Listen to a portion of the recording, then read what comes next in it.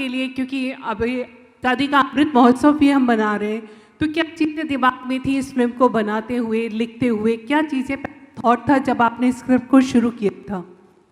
मैं कुछ शब्द सुन पाया हूँ, कुछ नहीं सुन पाया हूँ, लेकिन मैं आपके प्रश्न का आशय समझ गया हूँ कि इन 18 वर्षों में मेरे दिमाग में क्या चल रहा था। ये 18 साल स्क्रिप्ट आपके साथ थी, उस स्क्रिप्ट को जी पाना आपके लिए कितना मुश्किल था, इतना टाइम लग रहा था, और वो पहला पॉइंट क्या था जिसने आपको पृथ्वीराज लिखने के लिए सोचा आपने ये फिल्म बनाना बहुत ज़रूरी है और आज के दौर में?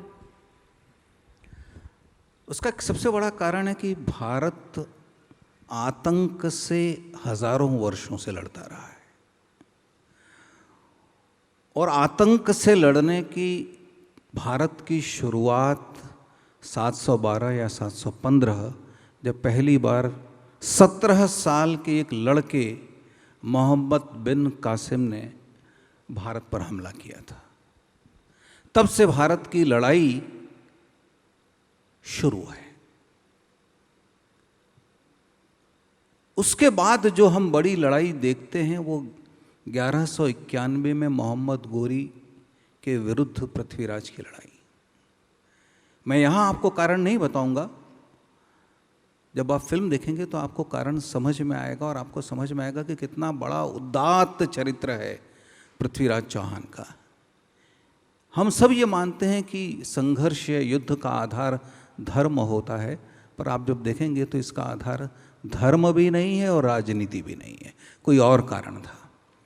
तो मुझे लगा कि भारत की महान परंपराओं में जो मुख्य विचार थे उससे हमारे युवा बिल्कुल अपरिचित हैं। और एक नैरेटिव, मैं ये शब्द इस्तेमाल करता हूँ क्योंकि बार बार इस देश में एक नैरेटिव गढ़ा जाता है, और ऐसा लगता है कि भारत के इतिहास का प्रारंभ भारत में मुगलों के आने के बाद हुआ या अंग्रेजों के आने के बाद हुआ। भारत का इतिहास वैदिक काल से प्रारंभ होता है, ऐसी कल्पना, ऐसी धारणा हम लोगों के मनों में नहीं है।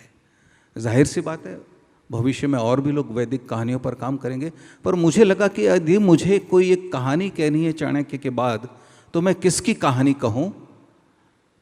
तो इसमें एक योग भी है कि भारत का पहला ऐतिहासिक सम्राट चंद्रगुप्त मौर्य था, और आमतौर पर जो हम मानते हैं कि भारत का अंतिम हिंदू सम्राट पृथ्वीराज चौहान था।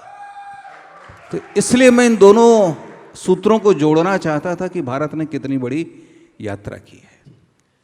अब आपके दूसरे सवाल का उत्तर, किसी भी लेखक से आप पूछेंगी तो यात्रा पढ़ने की कभी खत्म नहीं होती।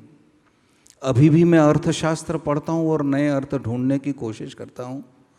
पृथ्वीराज बन जाने के बाद, फिल्म जब सर्टिफाई हो गई, उसके बाद मैंने राम कुमार का एक नाटक पढ़ा, जबकि मेरी फिल्म समाप्त हो गई थी। अभी भी कोई भी पुस्तक जो पृथ्वीराज पर लिखी हो वो मेरे पास आती है तो मैं इसको ज़रूर खंगालता हूँ, पढ़ता हूँ, जानने की कोशिश करता हूँ कि कहीं मैंने कोई गलती तो नहीं की। तो ये क्रिएटिव प्रोसेस है।